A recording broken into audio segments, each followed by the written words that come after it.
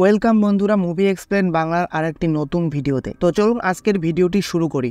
তবে তার আগে চ্যানেলটিকে সাবস্ক্রাইব করে নোটিফিকেশন বেলটিকে অলে সেট করে দিন, যাতে আমাদের ভিডিও সবার আগে আপনার কাছে পৌঁছয়। মুভির শুরুতে আমাদেরকে 6 জুন 2009-এর একটি ফুটেজ দেখানো হয়। সেখানে রাতে কয়েকজন ফুটবল খেলছে। তখনই ওই সোসাইটির একটি বিল্ডিং থেকে একটি লোক নিচে পড়ে যায়। এটা দেখার পর সেখানে অনেক মানুষের হইচই শুরু হয়ে যায়। তারপর বিল্ডিং থেকে আবারও একটি লোক নিচে পড়ে যায়, আর ওই সেম অ্যাপার্টমেন্টে থাকা শ্যাম নামের একটি লোক ফাঁসি দিয়ে দেয়। আর এই ফুটেজকে 6 জুন 2015 সালে শ্যামের স্ত্রী ডেবি দেখছিল। শ্যাম আর তার বন্ধুদের মৃত্যুর 6 বছর হয়ে গেছে, কিন্তু তার মৃত্যু এখনো পর্যন্ত ডেবির কাছে একটি রহস্যময় ঘটনা। কিন্তু পুলিশ তাদের মৃত্যুকে আত্মহত্যার নাম দিয়ে কেস বন্ধ করে দিয়েছে। কিন্তু ডেবি মনে করে ক্যান্সারকে হারানো তার স্বামী শ্যাম কখনোই আত্মহত্যা করতে পারে না। আর আজকে শ্যামের বাৎসরিক শ্রাদ্ধ, আর এখানে ডেবির কাছে তার শ্বশুর মশাইয়ের রিচার্ডের মেসেজ আসে। তার সাথে দেখা করতে সে তার বাড়িতে আসছে। তাকে একটি রেস্টুরেন্ট ওপেনিং করতে যেতে হবে।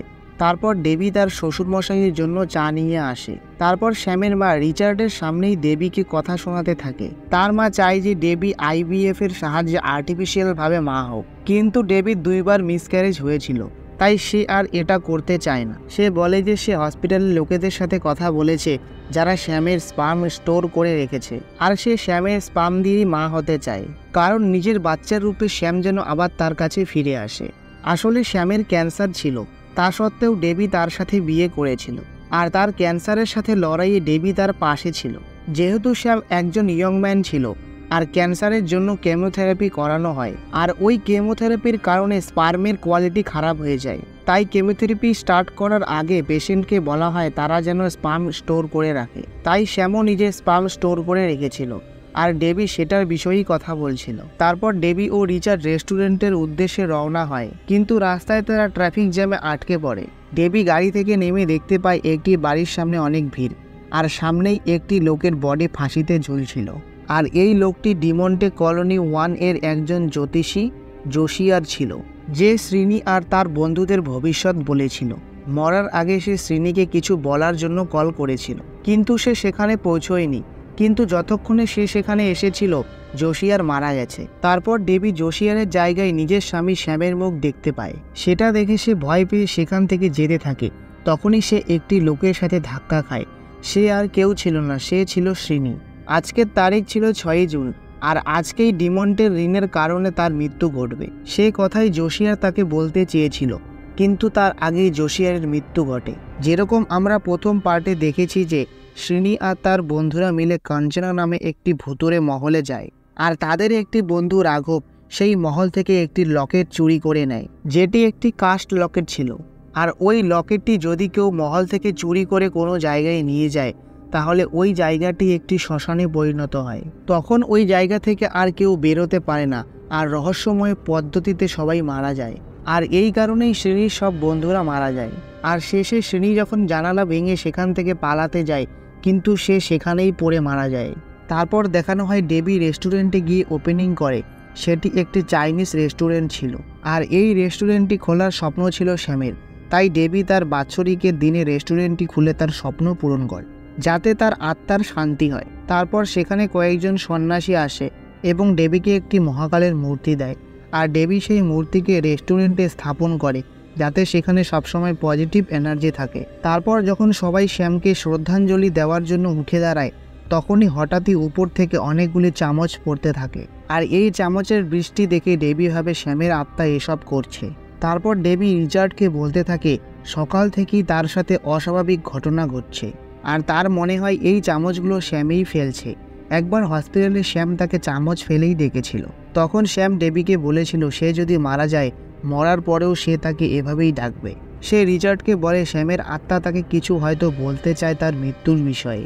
আসলে ডেবির এখনও শ্যামের মৃত্যু নিয়ে সন্দেহ রয়েছে, যে শ্যাম আত্মহত্যা করেনি, তার মৃত্যুর পিছনে অন্য কোনো কারণ রয়েছে, আর তার উত্তর কেবলমাত্র শ্যামের আত্মাই দিতে পারবে। তাই সে এক বড় সন্ন্যাসী দাউসিকে শ্যামের আত্মার সাথে কন্ট্যাক্ট করতে বলে। অপরদিকে আমরা হায়দ্রাবাদের শ্রীনির যমজ ভাই রঘুকে দেখতে পাই, যে নিজের বাবার মৃত্যুতে বাড়িতে এসেছিল। সেখানে তার সৎ বোনও তার মায়ের সাথে এসেছে। তারপর তার কাকা দয়ালান তার বাবার বিল পড়ে, যে বিলে তার বাবা 70% সম্পত্তি শিরনির নামে করেছে, আর 25% সম্পত্তি রঘুর নামে, আর মাত্র 5% সম্পত্তি তার বোন ঐশ্বরিয়ার নামে ছিল। যেটা দেখে ঐশ্বরিয়া খুবই রেগে যায় এবং বলে সে ওই বিলটিকে কোর্টে চ্যালেঞ্জ করবে, আর নিজের অধিকার তো সে নিয়েই ছাড়বে। আর 25% পেয়ে রঘু খুব রেগে যায়, কারণ সে সমস্ত সম্পত্তি নিজের নামে করতে চেয়েছিল। এইসব স্ট্রেসের কারণে সে খুবই নেশা করে আর দয়ালানের সাথে কথা কাটাকাটি করতে থাকে। তাই দয়ালান শ্রেণীর সাথে কথা বলার জন্য তাকে কল করে, কিন্তু শ্রেণী তার সাথে কথা বলতে চায় না, তাই সে ফোনটি কেটে দেয়। যেরকম আমরা পার্ট 1-এর শ্রেণীকে একজন অনাথের মতো দেখেছিলাম, আর সে ধনী মহিলাদের সাথে সময় কাটানোর বদলে টাকা নিয়ে নিজের খরচ চালাতো, কিন্তু আসলে শ্রেণী অনেক ধনী পরিবারের ছেলে ছিল। তারপর আমাদের দেখানো হয় ডেবি রিচার্ডের সাথে দাউসির সাথে দেখা করতে যায়। দাউসি তাকে বলে সে অনেক চেষ্টা করেও শ্যামের আত্মার সাথে কন্ট্যাক্ট করতে পারছে না। এর পিছনে দুটি কারণ হতে পারে। প্রথম কারণ হয়তো শ্যামের আত্মা কথা বলতে চাইছে না, আর দ্বিতীয় কারণ হয়তো তার আত্মা এমন কোনো জায়গায় আটকে রয়েছে সেখান থেকে সে কন্ট্যাক্ট করতে পারছে না, তাই তার সাথে কথা বলার জন্য ওই দুনিয়াতেই যেতে হবে। সে ডেবির আত্মাকে সেখানে পাঠাতে তো পারবে, কিন্তু তাতে অনেক বিপদ রয়েছে। তার দ্বারা যদি কোনো ভুল হয় তবে ডেবির আত্মা সেখানেই বন্দী হয়ে থাকবে। কিন্তু ডেবি শ্যামের জন্য ওই বিপদেও যাওয়ার জন্য রাজি হয়ে যায়। তারপর দাউসি ডেবিকে একটি কলম দেয় এবং তার আত্মাকে ওই দুনিয়াতে পাঠিয়ে দেয় যেখানে শ্যাম আটকে রয়েছে। সেখানে গিয়ে ডেবি দেখে সেখানে অনেক আত্মা কষ্ট পাচ্ছিল। তারপর দাউসি ডেবিকে মাধ্যম হিসেবে ব্যবহার করে ডেবির দ্বারা কিছু লিখছিল, যেখানে ডেবি বারবার হেল্প শব্দটি লিখছিল। তারপর ডেবি সেখানে অনেকগুলি আত্মা দেখতে পায়, যারা সবাই ফাঁসিতে ঝুলছিল এবং কষ্ট পাচ্ছিল। আর ওই আত্মাগুলির মাঝেই সে শ্যামের আত্মাকেও দেখতে পায়, যাকে দেখার পর ডেবি ইমোশনাল হয়ে পড়ে এবং তার দিকে যেতে থাকে। কিন্তু ঠিক ওই সময়ই দাউসি পিছন থেকে এসে ডেবিকে তার কাছে যেতে বারণ করে, কিন্তু ডেবি তার কোনো কথা না শুনে তার দিকে যেতে থাকে। ঠিক তখনই শ্যামও ফাঁসিতে ঝুলে পড়ে, আর এই দিকে ডেবিরও কিছু হয়ে যায়, তার বডি নিচে পড়ে যায় এবং কলমের নিচ থেকে রক্তও পড়তে থাকে। আর সে বারবার একই সেন্টেন্স লিখতে থাকে, দিস উইল রিপিট। আর তার মাঝে তারা একটি পোর্ট্রেট দেখতে পায়, যেখানে শ্রেণী আর রঘুর মুখ দেখতে পায়, আর তারা বুঝতে পায় এই সব কিছুর কানেকশন ওই দুজনের সাথেও রয়েছে। তারপর গল্পটি 6 বছর পর 2021-এ শিফট হয়, যেখানে দাউসি একটি ছোট ড্যাগার নিয়ে আসে, যেটির নাম ছিল পূর্বা। অপরদিকে আমরা শ্রেণীকে দেখতে পারি যে কোমাতে ছিল, যার দেখভাল অন্য কেউ নয় রিচার্ডই করছিল। এখানে শ্রেণীর বাঁচার চান্স একদমই না বরাবর ছিল। আর অপরদিকে রঘু প্রপার্টির জন্য কেস লড়ছিল, যার ফলাফল তার পক্ষেই এসেছিল, যেখানে কোর্ট ফলাফল জারি করেছে শ্রেণীর লাইফ সাপোর্ট সরিয়ে নিয়ে সমস্ত প্রপার্টি রঘুর নামে করে দিতে। তারপর রঘু আর দয়ালান শ্রেণীর লাইফ সাপোর্ট সরানোর জন্য হসপিটালে যায়, কিন্তু ডেবি তাদেরকে এরকম করার জন্য বারণ করে, আর তাদেরকে বলে তারা অনেক ভুল করতে যাচ্ছে, আর তার যদি কিছু হয় সেও বাঁচবে না। তারপর তাকে মনে করিয়ে দেয় 6 জুন 2015-তে যখন শ্রেণী বিল্ডিং থেকে নিচে পড়ে যায়। ঠিক অপরদিকে চেন্নাইয়ে রঘু ও দয়ালানের সাথে কথা কাটাকাটির সময় পা স্লিপ করে বিল্ডিং থেকে নিচে পড়ে যায়, আর কোনো ক্রমে সে নেটে পড়ে বেঁচে যায়। আর ডেবির কথায় রঘু কিছু যুক্তি বুঝতে পারে এবং ডেবির কথায় রাজি হয়ে যায়। তারপর সবাই দাউসির সাথে দেখা করতে যায়। তখন দাউসি তাদেরকে বলে, যেহেতু শিনি আর রঘু দুজন যমজ ভাই আর এক নারী থেকেই তাদের জন্ম, তাই তাদেরকে যদি 1000 মাইল দূরেও রাখে তবুও তারা একে অপরের সাথে জুড়ে থাকবে আর একইভাবে রিয়্যাক্ট করবে। তারপর রিচার্ড তাদের বলে তারা যখন শ্যামের আত্মার সঙ্গে যোগাযোগ করছিল তখন তারা শ্রেণী আর রঘুর চেহারা দেখতে পায়। তারপর সে শ্রেণীর কাছে সাহায্য চাইতে যায়, তখন সে দেখে শ্রেণীর সাথেও দুর্ঘটনা ঘটে গেছে, কিন্তু তখনও পর্যন্ত শ্রেণীর নিঃশ্বাস চলছিল। তারপর রিচার্ড শ্রেণীকে হসপিটালে নিয়ে গিয়ে তার ট্রিটমেন্ট করছিল। তার প্রাণ তো বেঁচে যায়, কিন্তু সে কোমাতে চলে যায়। তারপর ডেবি শ্রেণীর ফ্ল্যাটে ইনভেস্টিগেট করতে যাওয়া সেই পুলিশের কাছ থেকে জানতে পারে যে কিছু সময় আগেও ওই ফ্ল্যাটের দরজা ভেঙে কেউ চুরি করেছিল। তারপরে সে ভিতরে গিয়ে দেখে সেখানে 2টি লাইব্রেরি কার্ড পড়ে আছে, আর সেই লাইব্রেরি কার্ডগুলিকে দেখে সে পুরোপুরি অবাক হয়ে যায়, কারণ একটি লাইব্রেরি কার্ড শ্রেণীর বন্ধু রাঘবের ছিল আর অন্যটি তার স্বামী শ্যামের ছিল। রাঘব যে প্রথম পার্টে ওই লকেটটি চুরি করে আর সে হরর স্ক্রিপ্টও লিখত। তারপর ডেবি লাইব্রেরি কার্ডগুলি নিয়ে লাইব্রেরিতে যায় এবং সেখানে জানতে পারে তারা দুজনেই সেম বুক ইস্যু করেছিল, আর সেই বুকটির নাম ছিল the unsung king of fallen kingdom, যে বইটিকে শ্যাম 2009 সালে এবং রাঘব ওই বইটিকে 2015-তে নিয়েছিল, কিন্তু তারা দুজনেই জীবিত থাকতে ওই বইটি ফেরত দিতে পারেনি। আর এখানকার লাইব্রেরিয়ান আলফানেজা ওই বইটিকে ফেরত নিতে আসতো। ডেবি ওই বইটির একটি কপি চায়, কিন্তু লাইব্রেরিয়ান বলে ওই বইটির একটি মাত্র কপি রয়েছে। আর ডেবি বুঝে যায় যে এই মৃত্যুগুলির পিছনে এই বইটির কোনো সম্পর্ক রয়েছে। তারপর সে যখন পুলিশের সাথে গিয়ে কথা বলে তখন সে সেখানে আরও শকিং কিছু জানতে পারে। পুলিশের কাছে এমন অনেক রহস্যময় কেস রয়েছে যারা মারা যাওয়ার আগে এই বইটিকে ইস্যু করেছিল। তারপর ডেবি ওই ভিকটিমদের ফাইল দেখতে চায়। সেখানে সে রাঘবের দ্বারা লেখা ডিমন্টে কলোনির স্ক্রিপ্ট পায়। সেখানে বলা ছিল প্রতি 6 বছর পর পর কেউ না কেউ ওই হন্টেড মহলে যাবে এবং সেখান থেকে কাস্ট লকেট নিয়ে আসবে। তারপর ডিমন্টের আত্মা তাদেরকে মেরে ফেলবে এবং সেই লকেটটিকে নিয়ে ডিমন্টে আবার ডিমন্টের হন্টেড মহলে চলে যাবে। আর ডিমন্টের দ্বারা মৃত আত্মাগুলি ডিমন্টের জগতেই আটকে যাবে, আর না তারা পুনর্জন্ম নিতে পারবে আর না তারা মুক্তি পাবে। আর এইসব আটকানোর একটি মাত্র উপায় রয়েছে, এই প্যাটার্নটিকেই শেষ করে দিতে হবে। আর 6ই জুন যদি সে একটিও বলি না পায় তাহলে এই প্যাটার্নটি অটোমেটিক ভেঙে যাবে। তারপর রিচার্ড সবাইকে বলে আজকে 6ই জুন, আর আজকে ওই বইটিকে পড়ে কেউ না কেউ মহলে যাবে আর আমাদের তাকে আটকাতেই হবে। কিন্তু তার আগে শ্রেণীরও খেয়াল রাখতে হবে, কারণ সে 6 বছর আগে তো কোনোভাবে বেঁচে গিয়েছিল, কিন্তু তাকে পুনরায় মারার জন্য ডিমন্টে সেখানে আসবে, যাকে আটকানোর জন্য দাউসি তার অনুচরদের মহাকালের যজ্ঞ করতে বলে আর তাকে হসপিটাল থেকে শিফট করে তার আশ্রমে নিয়ে আসা হয়। তারপর তারা সবাই ডিমন্টে মহলের সামনে পাহারা দিতে যায় আর পুলিশ সেখানে ব্যারিকেড দিয়ে ঘিরে দেয়। কিন্তু তারা তখনই মহলের ভেতর থেকে একটি মেয়ের চিৎকার শুনতে পায়। দাউসির বারণ করা সত্ত্বেও রঘু দেখার জন্য ভিতরে চলে যায় আর তার পিছন পিছন পুলিশ আর বাকিরাও সেখানে চলে যায়। কিন্তু ডেবি আর দাউসি সেখানেই দাঁড়িয়ে থাকে এবং মন্ত্র উচ্চারণ করতে থাকে। তারপর রঘু যখন মহলের ভিতরে যায় সে সেখানে দুজন মেয়েকে দেখতে পায়। যখন তাদেরকে জিজ্ঞাসা করা হয় তারা সেখানে কি করছে, কিন্তু ওই দুজন কোনো উত্তর দেয় না এবং ভয়ে কাঁপছিল। তখনই রঘু দেখে তাদের সামনে ডিমন্টের স্ত্রীর কঞ্চনার আত্মার সাথে দুজন মেয়েদেরও আত্মা ছিল। ওই আত্মাগুলিকে দেখে একজন অজ্ঞান হয়ে পড়ে যায় আর মহলের অন্যদিকে আরও দুজন মেয়ে সেম অবস্থাতেই পড়েছিল। তাদেরকে নিয়ে তারা সবাই বাইরে বেরিয়ে আসে আর চিকিৎসার জন্য তাদেরকে হসপিটালে পাঠিয়ে দেওয়া হয়। আর বাকিরা ভাবতে থাকে যে এই মেয়েগুলি মহলের ভিতরে ঢুকলো কিভাবে। তারপর হসপিটালে গিয়ে দয়ালান ওই মেয়েগুলোর মধ্যে একটি মেয়ের সাথে কথা বলে যার নাম ছিল আদিতি। তাকে জিজ্ঞাসা করে সে ডিমন্টে মহলে কিভাবে ঢুকলো। আদিতি বলে যদি আমি বলি তোমাদের তাহলে তোমরা বিশ্বাস করবে না। তারা বলে তারা হোস্টেলে বই পড়ছিল, ঠিক তখনই সেখানে কিছু ঘটনা ঘটতে শুরু করে আর তারা টেলিপোর্ট হয়ে মহলে পৌঁছে যায়। দয়ালান আদিতিকে যখন ওই বইটির নামের ব্যাপারে জিজ্ঞাসা করে আদিতি বলে ওই বইটির নাম ছিল the unsung king of fallen kingdom. তারপর দয়ালান ওই বইটিকে নেওয়ার জন্য হোস্টেলে যায়, কিন্তু বইটি সেখান থেকে গায়েব হয়ে গিয়েছিল। তারপর সেখানকার সিসিটিভি থেকে জানতে পারা যায় ওই বইটি লাইব্রেরিয়ান আলফানজো নিয়ে চলে গেছে। তারপর আদিতি বলে যে ওই বইটি আলফানজোই তাকে দিয়েছিল। আর তখন ডেবি, রঘু আর দাউসি একটি রেস্টুরেন্টে ছিল। তখন দাউসি তার একজন অনুচরকে কল করে বলে যে পুজোতে যদি কোনো বাধা ঘটে তাহলে তাকে পূর্বার ব্যবহার করতে হবে। কিন্তু তখনই সেখানে একজন কাস্টমার আসে। তারপর ডেবি যখন ডোর ওপেন করতে যায় তখন তাকে খুব জোরে শক লাগে। তারপর রঘু যখন দরজাটি খুলতে আসে সে ছিটকে গিয়ে দূরে পড়ে। তারা কাস্টমারটিকে দেখতে পাচ্ছিল, কিন্তু কাস্টমারটি বাইরে থেকে তাদেরকে দেখতে পারছিল না। সেই কাস্টমারটি রেস্টুরেন্টটিকে খালি দেখছিল আর তারা ভেতর থেকে বুঝতে পারছিল না যে তাদের সাথে কি ঘটছে। তারপর হঠাৎই মোবাইলের নেটওয়ার্কটি চলে যায়। তারা ওয়াইফাইয়ের সাথে কানেক্ট করার চেষ্টা করছিল, কিন্তু ওয়াইফাইও কানেক্ট হচ্ছিল না।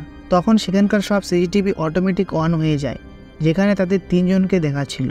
তারপর রঘু রিমোট দিয়ে টিভি বন্ধ করতে চায়, কিন্তু রিমোট কোনো কাজ করছিল না। তারপর দাউসি তাকে থামিয়ে ফুটেজ দেখতে বলে। তারপর একটি বাচ্চা চাউমিন নেওয়ার জন্য রেস্টুরেন্টে আসে, কিন্তু ওই বাচ্চাটির কাছে খুচরো টাকা ছিল না। যখনই সে খুচরো টাকা নিতে যায় তখন সে দেখে যে স্ক্রিনে রঘুকে দেখাচ্ছে না, সে শুধু বাচ্চাটিকেই দেখতে পাচ্ছিল। তারপর সে দেখতে পায় একটি কোল্ড স্টোরেজে রঘু কারো বসে রয়েছে এবং সে জায়গাটি সাদা ধোঁয়ায় ভরে যায়। আর এই সময় ডেবিকে কেউ ধাক্কা দিয়ে শাওয়ার রুমে বন্ধ করে দেয়। তারপর সেখানে ইনফানেট ওয়াশরুম হয়ে যায়, যেখানে ওই বাচ্চা এবং দাউসিও বন্ধ হয়ে যায়। তারপর তারা আয়নায় একটি অফুরন্ত রাস্তা দেখতে পায়, সেখান থেকে পজেস্ট রঘু বেরিয়ে আসে এবং প্রথমে ওই বাচ্চাটিকে গলায় ধরে ডেবির সামনেই মেরে ফেলে। তারপর সে দাউসির জায়গায় গিয়ে দাউসিকে বেসিনের জলে ডুবিয়ে মেরে ফেলে আর শেষে সে ডেবিকে মারতে আসে। হাতে একটি ফায়ার স্টিং নিয়ে ডেবির দিকে আসতে থাকে আর তার মাথায় মারে। আর ফুটেজটি এখানেই শেষ হয়। কিন্তু এইসব তো তখনই হয় যখন কেউ কাঞ্চনা লকেটটি নিয়ে আসে, আর দাউসি তখন রঘুর পকেট থেকে কাঞ্চনা লকেটটি বের করে। ডেবি তার উপর রেগে যায় এবং তাকে বলতে থাকে, তুমি কতটা লোভী ব্যক্তি যে তুমি কাঞ্চনা লকেটটি নিজের সাথে নিয়ে এসেছো। কিন্তু রঘু বলে যে সে জানে না এই লকেটটি তার পকেটে কিভাবে এসেছে। আর দাউসিও রঘুর পক্ষে কথা বলে, সে বলে এটাতে তার কোনো দোষ নেই, এই সব ওই ডিমেন্টিরই চাল, যেটাতে তারা সবাই ফেসে গেছে। তার ক্লারিফিকেশন কিছুক্ষণ পরেই আমরা জানতে পারবো। অপরদিকে আদিত্য স্বীকার করে যে সে যখন ওই মহলে গিয়েছিল ওই লকেটটি সে নিজের কাছে রেখে দিয়েছিল, আর ওই লকেটটি একটি কাস্ট লকেট। এ ব্যাপারে জানতে পেরে ওই লকেটটি চুপ করে সে রঘুর পকেটে দিয়ে দেয়। তারপর দাউসি তাদের সাথে ওই কোল্ড স্টোরেজে যায়, যেখানে দেয়ালে অনেকগুলি ক্রসের চিহ্ন ছিল আর মাঝখানে শয়তানের চিহ্ন চিহ্নিত ছিল। দাউসি তাদেরকে বলতে থাকে 16 থেকে 17 সেঞ্চুরির মধ্যে মানুষের বলি দেওয়ার সময় অ্যান্টিকাস্টের লোকেরা এই সিম্বলটি বানাতো। তখনই সামনের দিক থেকে কালো কাপড় পরা অ্যান্টিকাস্টের লোক তাদের কাছে আসছিল। তারপর দাউসি নিজেকে কিচেনে বন্ধ করে ওই লকেটটির উপর রিচুয়াল করতে থাকে, আর তার প্রভাব রঘুর উপর পড়ছিল, কারণ রঘু ডিমন্টের দ্বারা পজেস ছিল, আর সে দাউসিকে আটকানোর জন্য গেট খোলার চেষ্টা করছিল। অপরদিকে দয়ালাল কল করে রিচার্ডকে সবকিছু জানানোর জন্য, কিন্তু রিচার্ড তার সাথে কথা বলার মতো অবস্থায় ছিল না, কারণ ডিমন্টের আত্মা তাকে ধরে ফেলেছিল এবং তাকে মেরে ফেলে। আর রেস্টুরেন্টটিকে অনেকগুলি চাম্বাদুর ঘিরে ফেলে, আর ভেতরের লাইট ব্লিঙ্ক করতে থাকে। আর রিচুয়াল করার ফলে দাউসির হাতও পুড়তে থাকে। দাউসির রিচুয়াল সম্পূর্ণ করার আগেই সেখানে ডিমন্টের আত্মা চলে আসে এবং দাউসিকে উঠিয়ে অ্যাকুরিয়ামের ভিতরে ফেলে দেয়। আর সেখানে অনেকগুলি মানুষ খাওয়া মাছ এসে পড়ে এবং দাউসিকে সেখানেই মেরে ফেলে। আর হঠাৎই দাউসিও ডিমন্টে পজেস্ট হয়ে যায় এবং দাঁড়িয়ে মাথা দিয়ে অ্যাকুরিয়ামকে ভেঙে বাইরে বেরিয়ে আসে এবং নিচে পড়ে যায়। আর ডেবি যখন তাকে দেখতে যায়, সে ডেবির গলা চিপে ধরে উপরে উঠিয়ে দেয়। তখনই রঘু পেছন থেকে এসে একটি লম্বা রড দাউসির ভিতরে ঢুকিয়ে দেয় এবং ডেবিকে বাঁচিয়ে নেয়। তখনই তাদের ওই বাচ্চাটির কথা মনে পড়ে, যেই বাচ্চাটির চাউমিন নেওয়ার জন্য রেস্টুরেন্টে আসার কথা। তখন তারা সিসিটিভি ফুটেজ দেখতে থাকে। তারা বাইরে একটি বাচ্চাকে দেখতে পায়, কিন্তু সেই বাচ্চাটি ওই ফুটেজের বাচ্চা ছিল না, সেটি অন্য কোনো বাচ্চা ছিল। তখন তাদেরকে খুঁজতে খুঁজতে দয়ালানো সেখানে চলে আসে। ডেবি ও রঘু তাকে দেখে দরজা খুলতে বলে, কিন্তু ওই কাস্ট লকেটটার কারণে দয়ালান তাকে দেখতেও পারছিল না এবং তাদেরকে শুনতেও পারছিল না। তারপর ডেবি পিছনে ঘুরে দেখে রঘু নেই। তখনই রঘু পিছন থেকে একটি ফায়ার স্টিং নিয়ে ডেবির দিকে আসতে থাকে। যেমনটা শ্যামের আত্মা বলেছিল যে এটি রিপিট হবে, কারণ আমরা আগের পার্টে দেখেছিলাম শিনি ও তার বন্ধুদেরকে ডিমন্টের আত্মা টিভির মাধ্যমে দেখিয়েছিল যে তাদের মৃত্যু কিভাবে হবে, আর এখানেও সেরকমই ঘটছিল। ফুটেজে দেখাচ্ছিল যে দাউসির মৃত্যু জলে ডুবে হবে, আর রিয়েলে সে সেভাবেই মারা গেছে। আর ডেবির সাথেও এই সেম ঘটনাই ঘটবে। আর রইল ওই বাচ্চাটির কথা।